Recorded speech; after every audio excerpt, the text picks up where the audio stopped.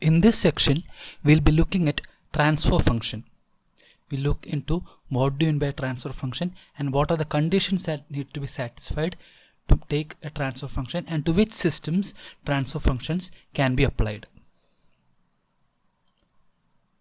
Now, we know what an LTI system is from the last lecture. Now, we are going to analyze such a system. That is, we are going to analyze LTI systems in this section. Now, LTI system can be of several forms. That is, single input, single output form, multiple input, single output form, single input, multiple output form, multiple input, multiple output form, and so on. So what do you mean by that? So let's take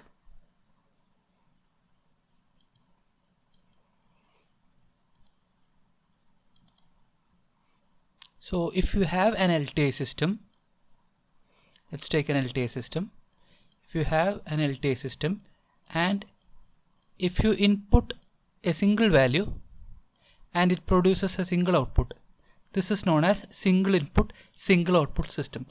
For our consideration, we'll be only looking into this system, a single input, single output system. But that doesn't mean that there are only single input, single output system LTI systems. There may be a single input, multiple output systems. There can also be multiple inputs,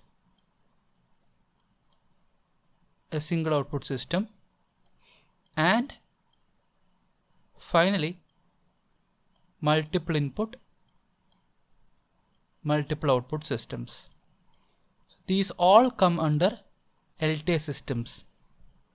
I mean, LTI systems can be of all these forms, but in this context, in the terms of transfer function, we are only going to look into such a system where we have a single input and the LTI system produces a single output.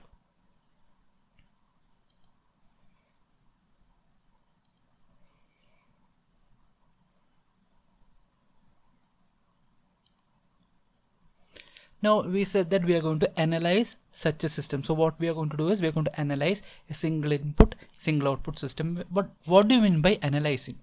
When we say analyze, what we mean is we are going to use the differential equations of the LTI system to understand how it behaves.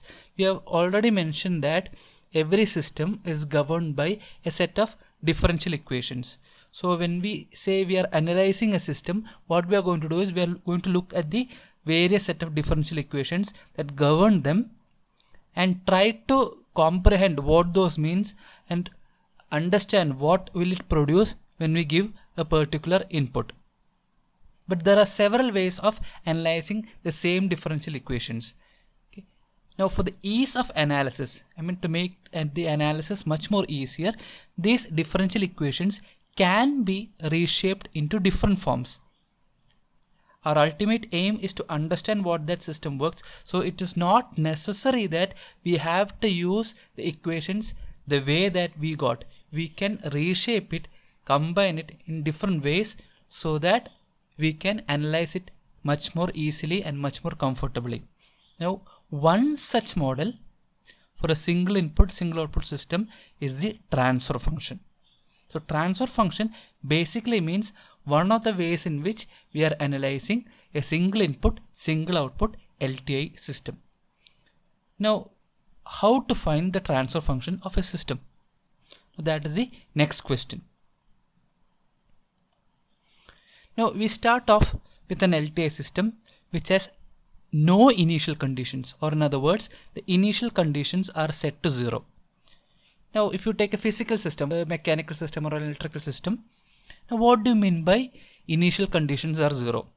Now in a physical system, you can say that it is not initially moving or it is stationary and there is no, before applying the force, there is nothing happening with that machine. But in terms of electrical systems, it can mean that there are no energy storage elements, energy stored in the energy storage elements.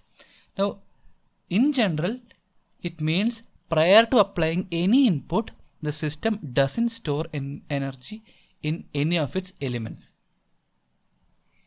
So in electrical system, what are the energy storing elements? We have capacitors and inductors. So if you have an electrical circuit, if the capacitor or the inductors that are present doesn't have an initial charge or an initial current, or there is no energy stored in the capacitor or the inductor, we can say that that system has initial conditions set to 0, or they don't have any initial conditions. Now this condition is very much important for finding out a transfer function. So if an LTI system has initial conditions, you cannot find out transfer function. You have to make sure that whatever single input single output LTI system that you are using, its initial conditions are set to 0. Only after that condition being satisfied, we can go on to find out the transfer functions. Now to such a system, what we do, we apply an input and we measure the output, we find out the output. Now what we do is, in simple terms, what we are basically doing is we are taking the Laplace transform of the output, okay, of the output measured, as well as Laplace transform of the input provided. So we take Laplace transform of the output, we take Laplace transform of the input, and we take their ratio, that is output by input. This would give the transfer function of the system. Now what does it mean by transfer function? It could literally mean that a function which determines what output the system should produce for a given input. So it is a transfer function that determines, if we give a particular input, what should be the output. So for a given system, a transfer function will be a constant value, it doesn't change, which means that if you change the inputs, the outputs will change, but for a given input it will only produce a particular output. But this looks okay, but we know that a system is governed by differential equations. Any system is governed by differential equations. So where do we use that? Where do we use differential equations in finding out the transfer function? What we do is we take the set of differential equations of that system and we apply 0 initial conditions. We make sure that 0 initial conditions are applied to this differential equations.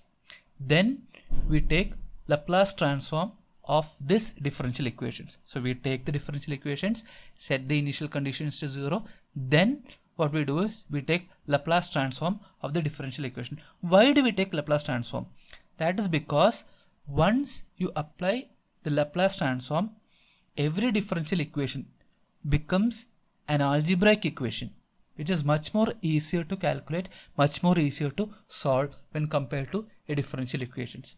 So by applying a Laplace transform, what we are aiming at is to convert the differential equations into algebraic equations. Now once the equations have been transformed into algebraic equations, then we rearrange the equations to get the ratio of output to input. Now what is output by input? It is Laplace transformed output by Laplace transformed of input with initial condition 0. Now what is that? That is the transfer function. So we can define transfer function as, transfer function of a system is defined as the ratio of Laplace transform of the output to the Laplace transform of the input with 0 initial conditions. So if we have the Laplace transform of the output and the Laplace transform of the input, and the system is a single input single output system with 0 initial conditions, then by taking their ratio, taking the ratio of Laplace transform of the output to the Laplace transform of the input gives you the transfer function.